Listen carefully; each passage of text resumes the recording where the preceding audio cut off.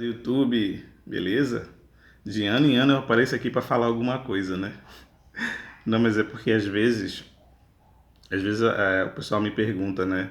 Pô, mas como é que você consegue tirar essas harmonias de ouvido e tal? Eu não tenho esse ouvido e tal. Gente, nem tudo eu tiro de ouvido, não, gente. Tem muita coisa que eu vou caçar para ver se é aquilo mesmo, né? Então eu trouxe duas dicas hoje da forma que eu pesquiso cifra na internet, né? Nada contra o Cifra Club, né? O Cifra Club, mas eu não pesquiso lá, né? A gente que toca pagode, samba, né? É mais difícil você ter uma cifra correta lá, Cifra Club. Muitas são e tem muitas que não são também. Então como é que eu faço? Eu vou lá no meu cavaquinho, né? Essa é a primeira dica. E a segunda dica é o Nandinho Partituras. É de lá que eu tiro minhas cifras, gente. Tem tudo lá? Não tem, né? Então a gente tem que procurar a mais original possível. Pelo menos, eu busco tocar o mais próximo do original possível, né? Às vezes não tem como. Mas quando você entra nesses dois aí, você vai ver que lá tá na partitura, né? Não vai ter letra da música.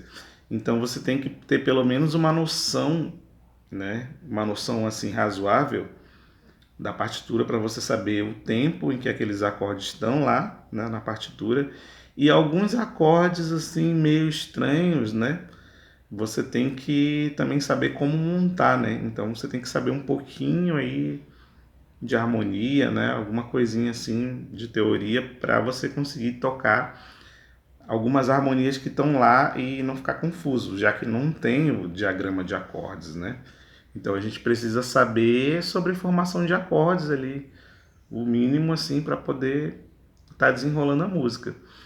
Então nem sempre eu tiro de ouvido, eu não sei tudo de ouvido assim. Às vezes as pessoas, pô, mas teu ouvido é supersônico, como é que. Não, eu fui pesquisar para ver se tinha partitura, né? E a partitura vem ali, a cifra. As partituras de pagodes, elas são muito mais simples, né, do que uma partitura de uma peça de violão, né? Você vai pegar a partitura, vai ter os acordes e vai ter um detalhe ou outro ali, uma viradinha, né? Virou surdo, não sei o que, virou, não sei lá que pandeiro. Algumas frases, né?